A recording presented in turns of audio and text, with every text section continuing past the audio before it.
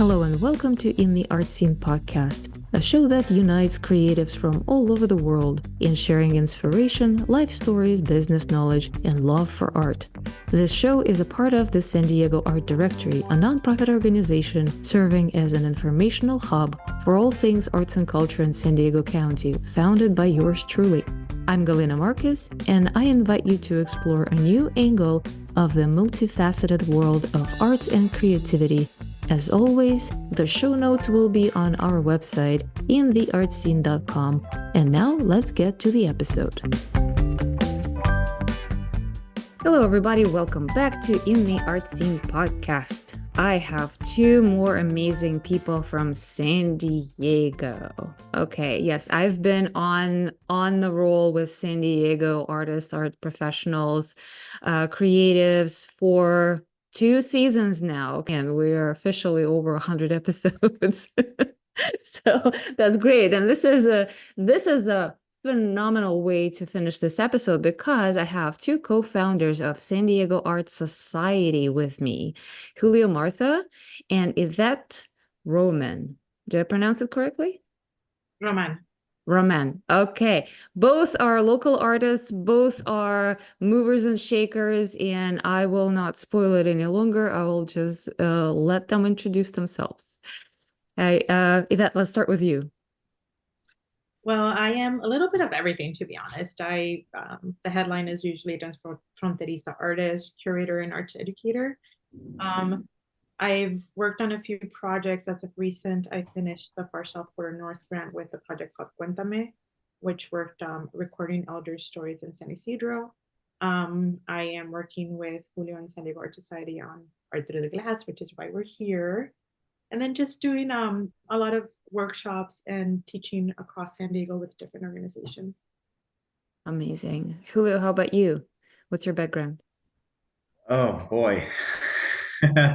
First of all, thanks for the invite. I'm glad we're able to connect finally after crossing paths through social media networks, and finally met you in person at the Chula Vista Art Fest, which was really cool. Yeah, it was really cool. Yeah, I was really, really happy when I saw the table, but you weren't there. I was like, wait, where is she? A little bit about myself. Evette knows that I don't really like talking about myself too much. Well, sorry, dude, you were on the podcast. I'm an arts advocate. I'm an artist from Tijuana that came to the US, like I told you when we met, 20 plus years ago, and little by little I've been kind of leaving a footprint in San Diego, and I've exhibited my work here and there, not in too many places. I mostly just gift my work to people that I love or get to meet. And I was brought on to a project called Envision Broadway as the chairman of the beautification committee. And that's how I got started with murals, and then I started the San Diego Art Society. And the San Diego Art Society is just not me. It's a lot of collaborators. It's a lot of people that come and go. I work with, people that are in the arts a lot. And yeah, that's kind of like a quick summary. All right. Well, I wanted to ask both of you before we get to the amazing project that is about to open, Art Through the Glass, how you're co-founders of San Diego Art Society. So what is San Diego Art Society, and how did you come up with this idea, and how the whole thing started? Just want a backstory. Good. You want to answer that, or you want me to answer it? No, you can answer it. I want to clarify that I'm not a co-founder of San Diego Art Society. I do work with them and Okay. Collaborator. Yeah, Collaborate. I am co-founder of Art Through the Glass. But Art Through the Glass. Okay. Yes. Okay. Sorry for. It's okay. There's a lot of moving parts. I wanted to make sure that it was out there. San Diego Art Society started with me doing wheat paste art in the street. So I didn't want anybody to know that it was me putting up this wheat paste art. I don't really usually sign my wheat paste art. If you don't know what that is, I do very large prints in black and white, and then I use wheat paste, which is glue, and then put them on the side of the buildings or in electrical boxes. So I didn't want to get in trouble. So I just made a handle that said SD Art Society or at San Diego Art Society. And then people started reaching out and they started saying, hey, how can we join the San Diego Art Society? And I said, well, it's just me. I don't, it doesn't, So and then why did you call it society if that was just you and it's yeah. And then I talked to another good friend of mine that's an artist in New York, and I said his name's Aaron Assis, and I said, Aaron, what should I do? He goes, start a society, and what's the worst thing that can happen? And then I started going out and talking to people like Evette, and I met curators, and I just started showing up to places and say, what do you guys need in San Diego? What is it that moves uh, San Diego art? And then people started saying, hey, collaborate with you, and I said, absolutely.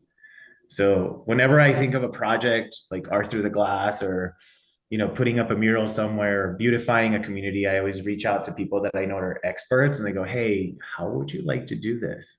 And they go, sure. And I'm really lucky to I'm really fortunate that Evette said yes to the Art Through the Glass. I know she loves Chula Vista and she's always given back to the community. And I was very touched with her project Cuéntame. It's beautiful. If you haven't seen it, I invite you to see it and learn more about it. That's kind of in a nutshell.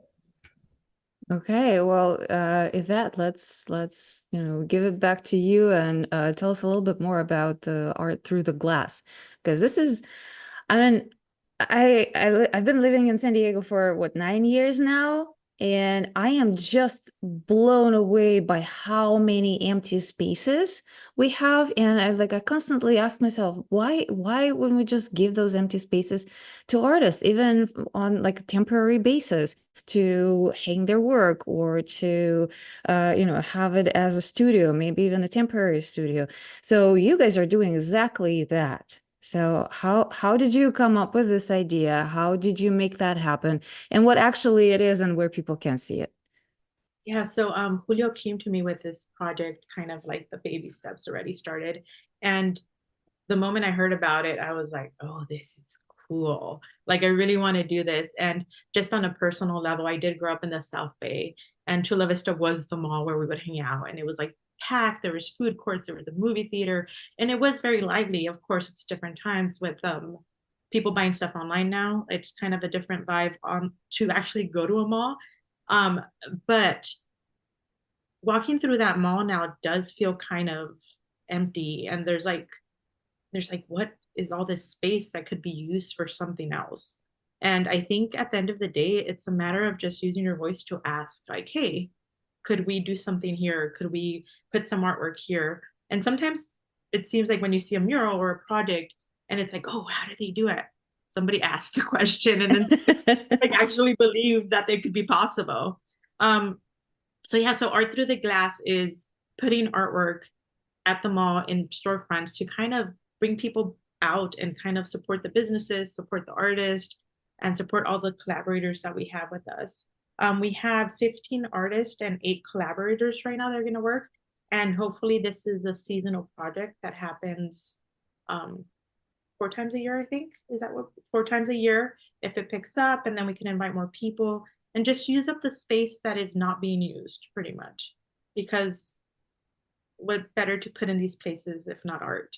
And if not, Yes. it brings joy to the community and just brings happiness. And art has that power to do that. And we're excited to collaborate. And then the mall said yes, and that Julio put that seed in with them and started those collaborations with Envision Broadway and San Diego Art Society and the mall to kind of give this opportunity not only to myself when he invited me, but also like all the other artists who are collaborating with us. So let me just put it in perspective. So, Chula Vista Shopping Mall, it has a number of empty storefronts that you are just using as basically, exhibiting spaces, just putting some artists' works behind the glass so they don't look at the, uh, available for lease kind of big sign or just an empty space or a bunch of construction paper, right? So to just how big is the mall? You said 15 artists. Does that mean that they are occupying 15 spaces? It's 15 window slots. 15 window slots. On Okay. campus. We're starting, we are working on, there's like a little hallway that's between, if you know the mall. I don't even think it's Mervyn's anymore. This is how old school I go with this mall. I think it's a Burlington now and Macy's. There's a little hallway there. So we're focusing our first project there. And Mm-hmm. people excited we could take over the whole mall, really. But it's a matter of like getting more people and little by little growing the project. So, and this is the first time you guys are doing this, and then are you planning to stay in the South Bay, or are you planning to expand beyond South Bay and bring the same thing to San Diego and other cities in the county? Because I think this is an amazing project, and we have so many empty spaces.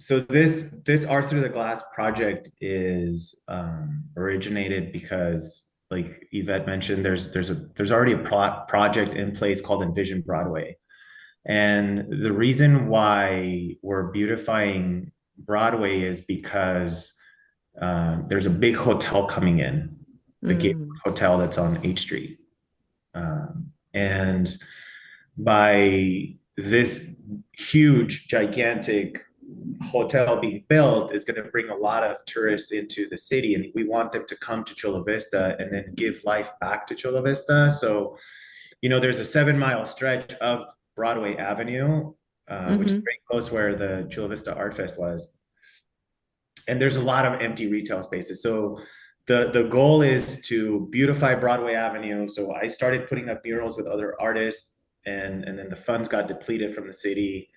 And I was thinking, how can we bring this back? How can we bring this back? And I was strolling through the mall, like Evette said, and I saw the opportunity. And, they absolutely said yes, as soon as I talked to Westfield. And it's, like you said, I think it's a little too big for Chula Vista. It could potentially expand to other parts of the city. There's already programs like this in place in Seattle, in New York, in Florida, and they've expanded. I was just in Seattle with the project managers for something very similar. It's called Revitalize Seattle, and it was exactly the same thing. So it expanded. It started in an alleyway, and it's in the entire downtown. It's full of galleries. It's beautiful. So I think we're starting with this little spot, right? It's 15 windows. And like Evette said, we plan on expanding it all through the mall as long as they allow us to. And I want to make it an art hub because I think it's a wonderful space. And like Evette, I used to hang out there when I was a kid. And then I used to walk through Broadway Avenue with my friends and just, shop and stuff. And I think if we expand it through Broadway and then potentially expand it to other parts of the city, it'd be wonderful, right? And maybe partner with these other cities that are doing the same exact thing. Well, I can totally see this going beyond Chula Vista because Westfield owns so many shopping malls around the county.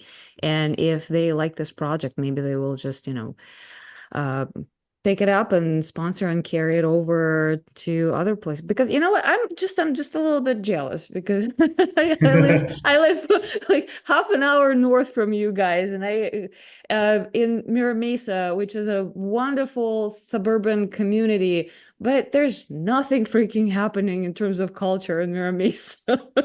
We have so many wonderful shops and restaurants, not a single gallery. Not a single gallery, but I do constantly see the empty spaces and everything. It's like, okay, well, if it is happening elsewhere, why can't it happen in my immediate environment?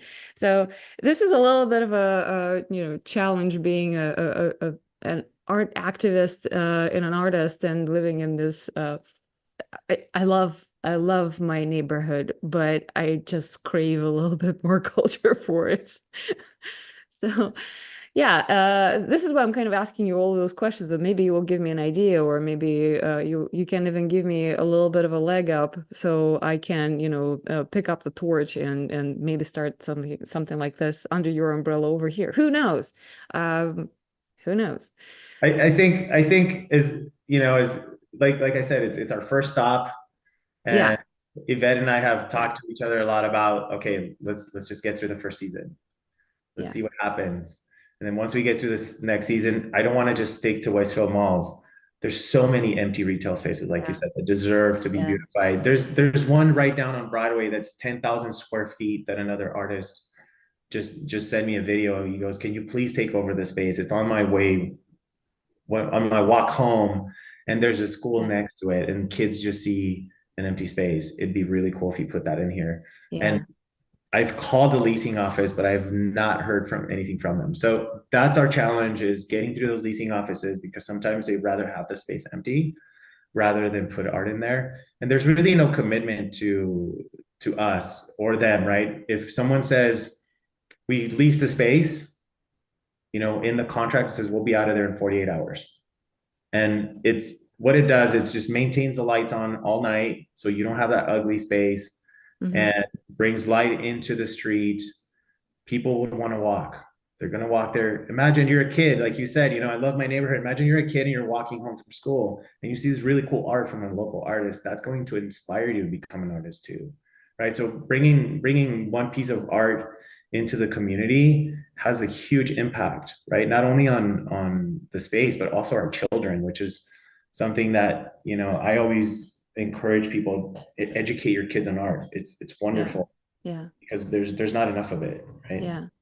And I also think that there are so much more implications of that, not only like the quality of life of our communities, the children, inspiration, beautification, all of that, but there's a huge economic implication of that as well. Like, for example, let's say your project brings much more people back to Chula Vista shopping mall to hang out, look at the art, and then inevitably just buy a coffee, shop at the Mhm. stores that are open. So that means that you are bringing that economy and that revenue back to the business, right? So of course they want to have and okay, so I'm getting a little bit on my soapbox, and I think we talked a little bit about that on during the art fest in Chula Vista. This is amazing how uh such a big chunk of local economy is just moved by a pure enthusiasm of artists and art activists who are not afraid to ask, who are not afraid to go and learn how to do those things. We're putting ourselves into the situations where we need to like learn the business and learn some legal things, and to just be aware of what's happening in the policies locally where we live, and because otherwise who's going to do this for us, right? So I just wanted to ask you, how does it feel, you both being artists and have your own creative juices, how does it feel to also be such a big community advocate? Because this is this is not a purely creative work, it's something different. So how how does it feel for you to embody that identity? Yvette, you want to answer that one? Did I put you on the spot? No, no, I just want Yvette to give her That's input that's too. a question. How does it feel to be a community organizer, a community activist? Yeah. I don't know. I mean, I don't know. It's not something that like I feel like people who are doing the work and doing it because of the love of art, because of the love of their community. I don't think it's something that is like one day to another, you're like, I'm gonna do this because this is my passion. It kind of just comes from your lifestyle and how you grew up, and how you view the world pretty much. And I think from a lot of people who I know who are also kind of label themselves as that, it's like it comes from childhood. You see your elders doing the same thing, you see your family doing the same thing. So then you're when you start working, you have that mindset already, and that's how you live your life. So of course, if I do an event, I'm gonna involve my homies and my family and my friends and everybody involved because that's the way I was raised. Like you have a party and you have padrinos for everything, right? Like in Mexican culture, like you have like padrino for music, padrino for this. I mean, it's part of the life. So it feels good to be supportive. It feels to be supported. It feels good to support but it just feels like life and how it should be. I think I'm a little hesitant when I feel like people are not that. Like I'm kind of confused by that. We're like, what do you mean? Like it's like you're not spreading the wealth or like helping that. Um, so I don't know if that actually answered your question, but Yeah. good. Yeah, no, I totally appreciate your perspective because it's there's nothing wrong with either side. I know a lot of artists are just, they just want to be in their studio. They just want to put their passion and their work into creating beautiful things, and then go pretty conventional avenues with the art fairs and the galleries and things like that. But more and more in my journey, I meet people like you guys who are not just spending time creating something because it feels good, but something else bigger than you, bigger than me, bigger than, it's that community, it's that camaraderie, and it's that idea of making the world a little bit better than when we found it. Uh, that is amazing to me because it takes a totally different level of energy, and I know this for myself. So I really appreciate talking to people like you guys about this. I think it comes from like the idea of community, right? Like it could be like intentional community work, and it could be passive or like, because even you when you're talking about art fairs after working in the studio, the moment you go outside, you're in community. What you decide to do with that is the difference. Hmm. So if you're already interacting, art is not art. If it's in the studio, it's your own personal like private thing. But the moment it goes out the door, even if it's in a gallery or to sell, like it's already in the community. So there's a voice that's being said and a Hmm. voice that's being shared and an impact, even though you're not necessarily aware of that. So like Julio was saying about the little kid walking through the storefront, right? Like Hmm. that Hmm. kid, like I know it happens because they've actually told me it happens, but it could also happen 50 times where I'm not even aware of it. Like a lot of times that happens where I'm working in the school system or I'm working um, on whatever project, painting a mural, and I will not know the impact of that until maybe like 10, 15 years from now, or how things evolve. So there's kind of like that too, right? Like what, like, but yeah, no, art is a powerful thing. And I think I might go back to something, but there was the AEP6 survey. I don't know if you Hmm. Yep. like how much Yep. money brought to San Diego through the arts, and it was like over $1 billion. Yeah. Um, Yeah. the money is there, like it's art is generating money, Yeah. Yeah. and art does create change. Like it was already like proven through surveys, proven through data. Yeah. We just need to make sure that that funding goes back to artists and it goes back to people to continue to do the work, because working for passion, as much as I love it, working in community and asking for help here and there, that's awesome. And yes, I'm going to continue doing that for the rest of my life because I do have a very healthy supportive system. But also, there should be money coming from different organizations to support these projects, because it's Hmm. not just impacting the community, it's impacting all of San Diego, all of California, and it's kind of generating funds beyond what we're seeing pretty much. Yeah. Yeah. And I can comment on that.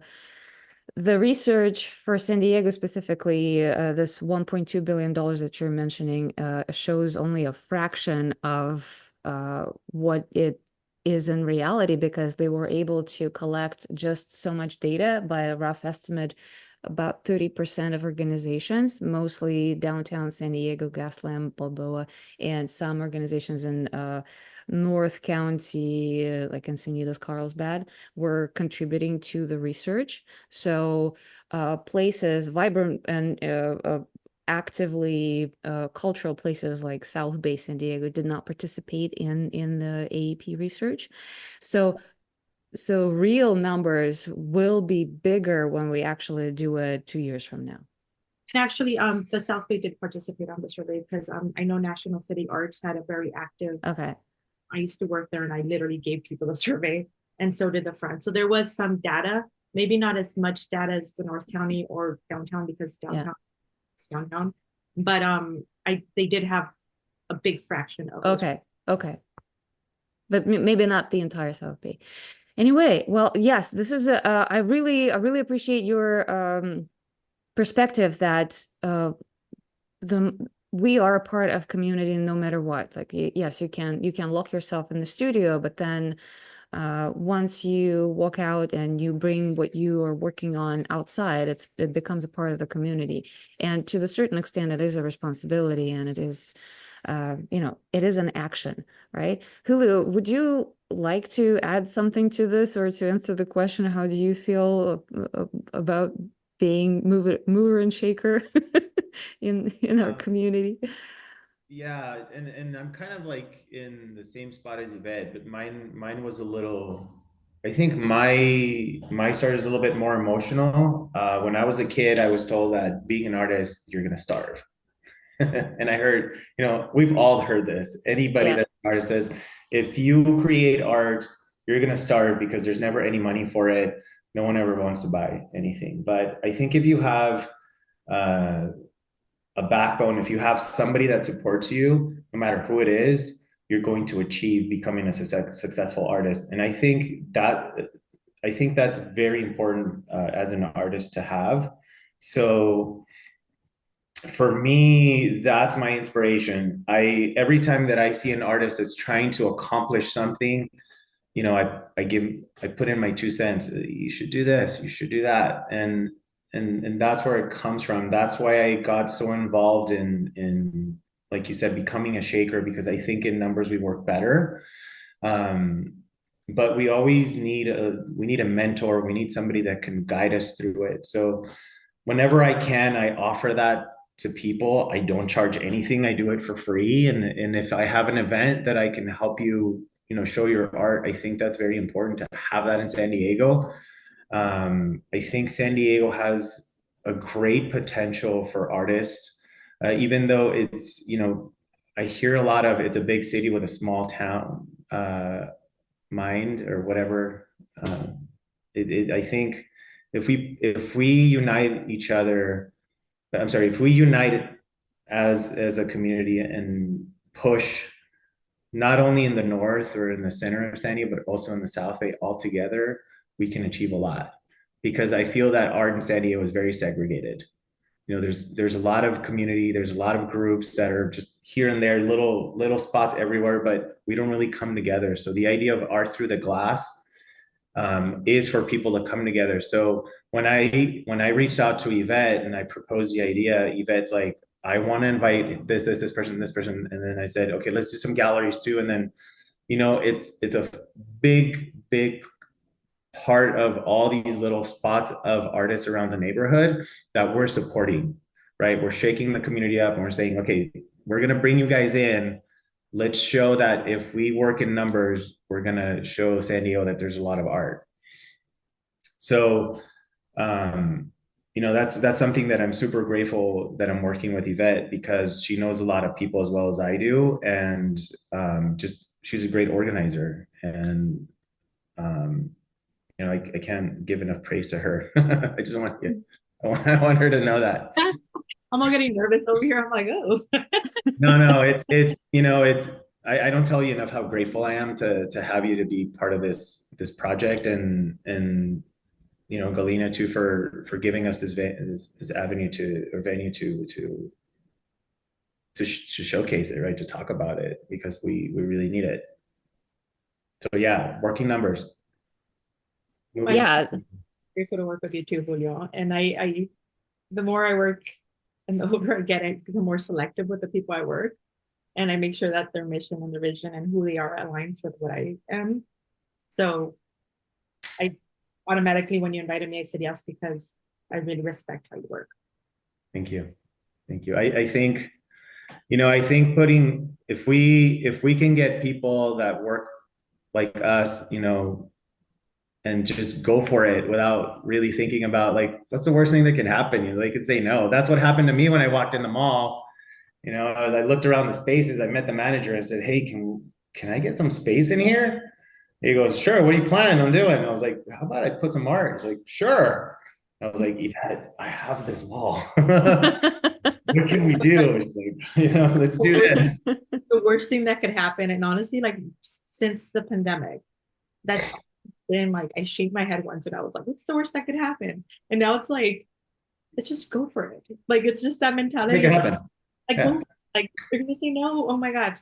Okay, next person. Like, or I don't know. It just stuff doesn't feel that like that drastic anymore. If something happens or goes wrong, it's just like it is what it is. Move on. Find a different opportunity. And Yeah. the opportunity is out there, which is You know, it really resonates with me because I keep hearing similar things other people are saying. So why do you think that is? That, is it the effect of the pandemic? We're kind of, we kind of went through the worst of it, and like, well, what else can happen? What else is new, right? I mean, Or is there something? How do you feel? Maybe something has changed in the society at large, or I'm just curious because I kind of feel almost the same way. Like, what's the worst can happen?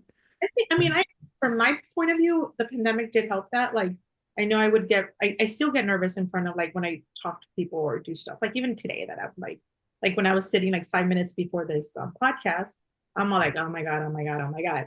I just get over it really quickly because I'm like, if they suck, they suck. If they don't like me, they don't like what's like, who cares? Like it's life, and I'm trying to be my authentic self, and my authentic self is all I could give. So that's it. I don't know.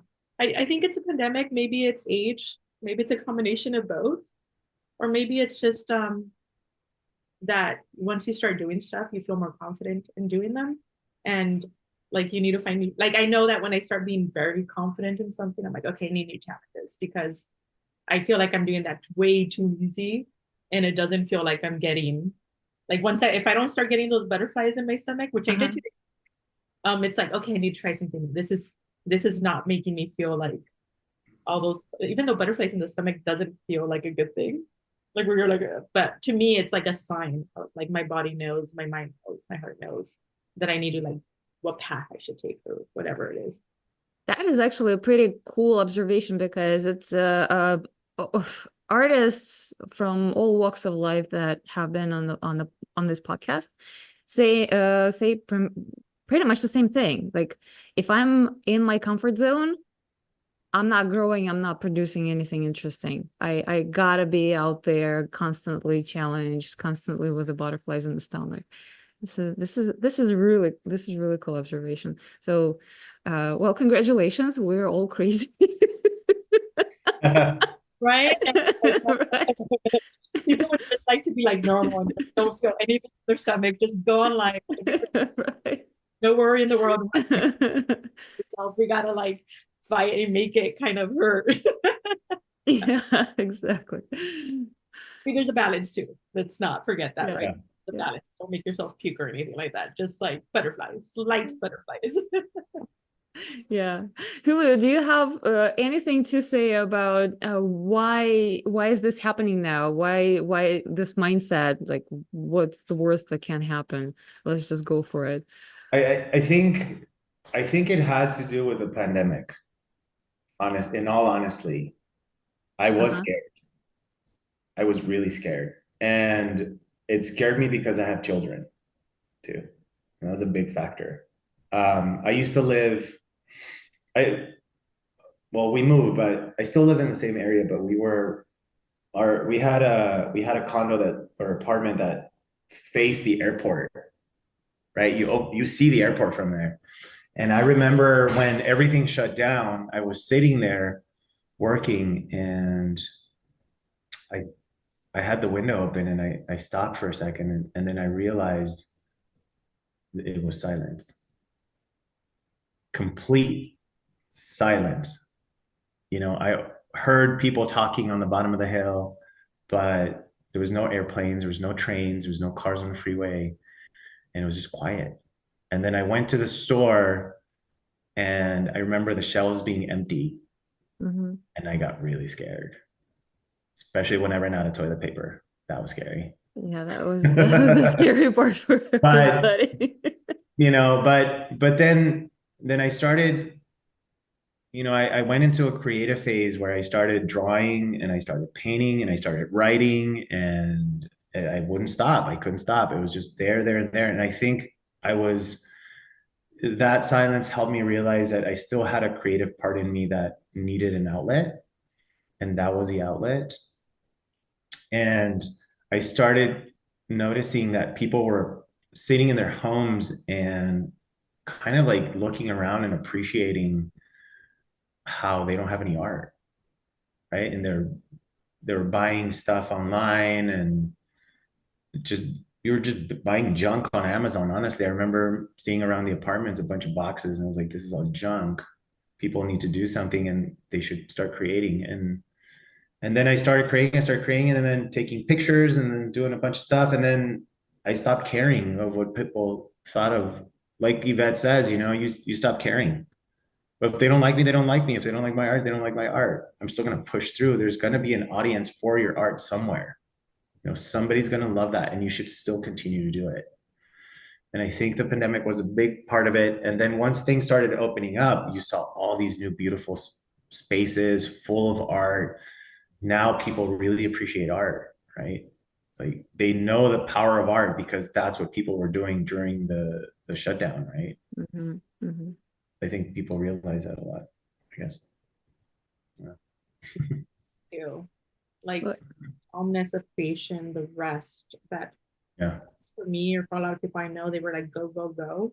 And they were still in the arts sector, but they were just nonstop from one place to another. And now it's like, okay, I need to rest so my brain could actually process things. And once you start doing that, then you start kind of being able to visualize like the creative process a little bit differently. Yeah. Because you're able to put those ideas and actually spend time up here to put them on paper or put them on wherever. Yeah, somebody asked me the other day, it was like, Julio, how do you get inspired? And I just sit outside. I rest. I don't do anything. I just sit in silence. And then I grab a piece of paper and I start drawing. So I think that's something like Yvette said, that the pandemic kind of helped us realize, right? We need rest because we're killing ourselves. But not to bring us up from a dark place. I'm really pumped about this Art Through the Glass. I'm excited. I'm super pumped. I send out an email today with a formal invitation to everybody. I send one to you, Galina. I don't know if you got it. To all the news outlets. And I sent a text message to Evette. I said, I'm a little nervous. I just sent out like 100 emails to like all these radio stations and newspapers and just even KPBS. I hope they do a piece on us. The reception has been amazing though. Yeah. That I was just doing my normal stroll and like people that I hadn't seen in a while mentioned it, and I was like, oh yes, we're doing this project, it's really cool, you should come out, like stay posted. I've had so many messages online about how could I participate. Yeah. For the next one, it's been really great. Like it feels a lot of love on that Instagram, on the streets, just like in general when we're talking about it. Awesome. So, well, this is a perfect segue. So let's talk a little bit about the mechanics of it. How long is the season, and when is the next rotation, and how artists can participate? I think we're doing the first season, and we always forget the closing date. I think it's December 7th or 14th. We switched it. What's that? It's the 14th. We switched it because I'm going to be in Europe. Oh, that's right. So the first season is just an introduction. We're bringing, like I said, we bring in artists from all over San Diego and galleries that are partners with us that we've worked with in the past. It's once we have the full infrastructure or the structure of everything, then we're going to move on to the next season. Yvette and I have been talking about what we're going to do for the next season. Very, very on the side. We want to kind of keep that a secret for now. But if it's very successful, we want to expand it into other parts of the mall and potentially on Broadway Avenue, or like you said, any other retail spaces that are willing to work with us. Artists, we don't have a really a way to select an artist at the moment. It's just, we invited people that we know are well established and people that are good friends of ours that are artists and deserve a space to show their art because they deserve it. It's just, Man, there's an artist, uh, his name's Menza Bay, that I think he's amazing. He's such an amazing artist. And I advocate for this guy. I always tell everyone about him. And I think bringing him to the South Bay is going to open another door for him. So I think at some point we're going to do a call for art. I threw the idea to Evette of doing a all women show. I would love to see an all women show, honestly. I think also maybe doing a student show at some point, a graffiti show. I want Evette to bring her Cuéntame show because I love it so much. So it doesn't necessarily have to have a theme, I think, because it's different storefronts. There's also the floating idea of having each storefront decorated by a single artist to see what they can come up with, which I think would be really cool. So there's a few things, if people want to learn more about it or get in contact with us, how to participate, how to volunteer, they can go to the San Diego Art Society website and click on events and then go through the Art Through Glass, or even shoot us a message through Instagram. And Evette and I answer those fairly quickly. Usually we post at least for when I'm working on something, like everything gets posted on social media, excessively posted on social media, to be honest. So anything on social media, anything on internet, it's when there's a call, we try to share it as much as possible. And if you follow and are aware of the website or aware of the Instagram, our Instagrams, like it's multiple times. And if you want to spell your Instagram right now, that would be great.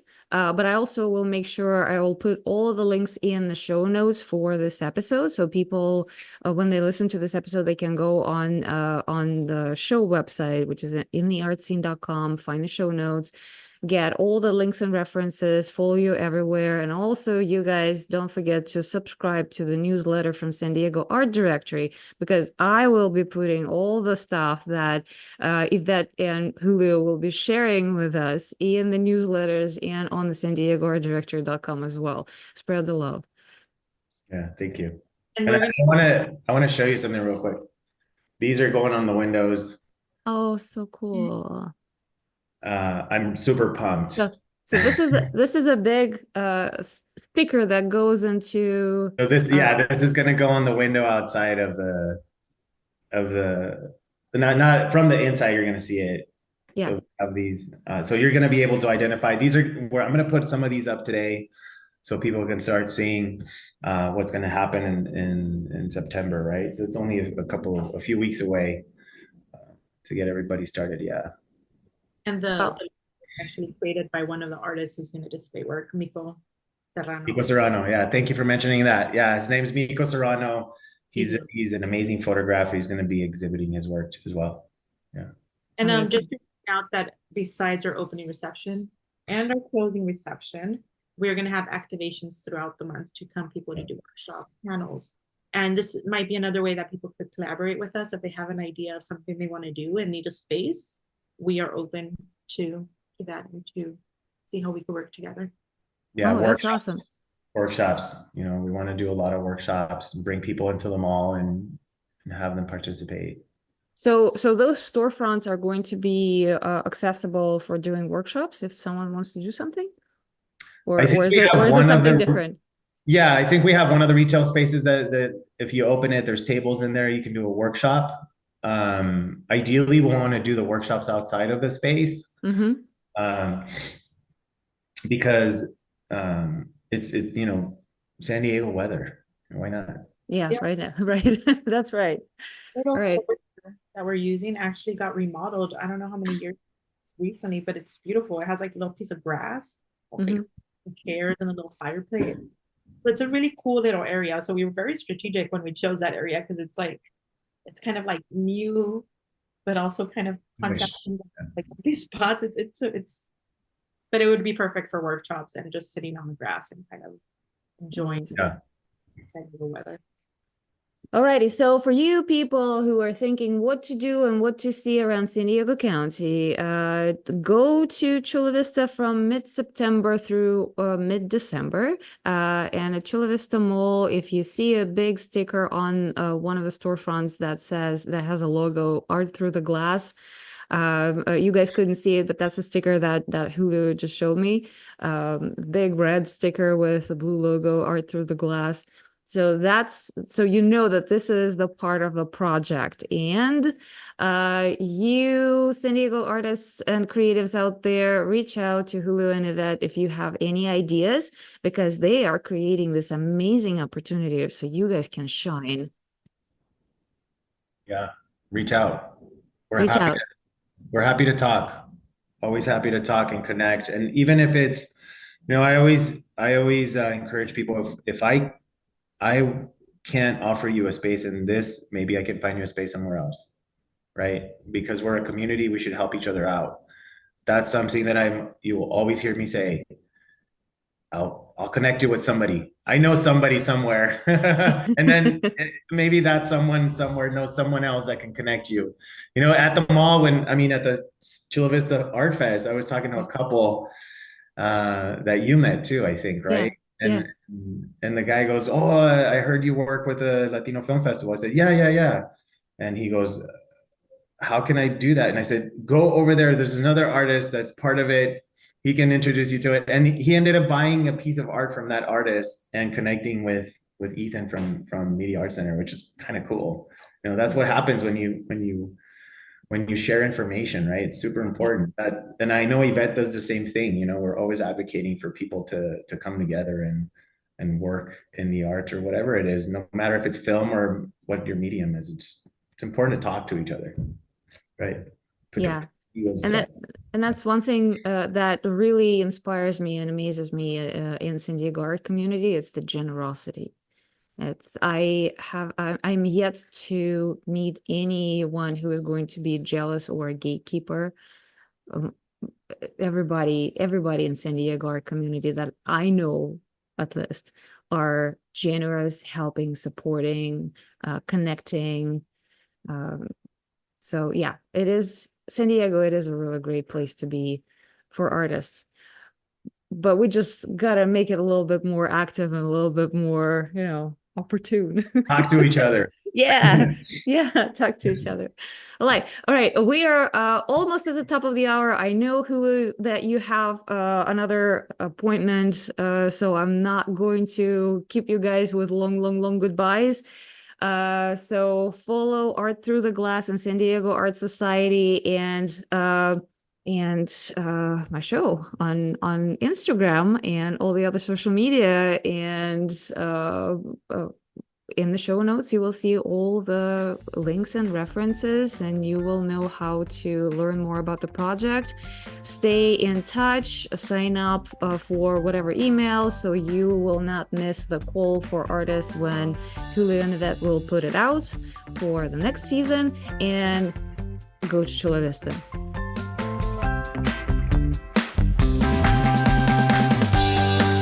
Thanks for listening to this episode of In the Art Scene. Show us some love by sharing it with your friends and giving it a raving 5-star review wherever you listen to your podcasts. By doing this, you're supporting my nonprofit organization called San Diego Art Directory on its mission to make San Diego a new cultural destination. To learn more, visit sandiegoartdirectory.com and intheartscene.com, and follow us on Facebook and Instagram. Have an inspiring day. I will see you next time in the art scene.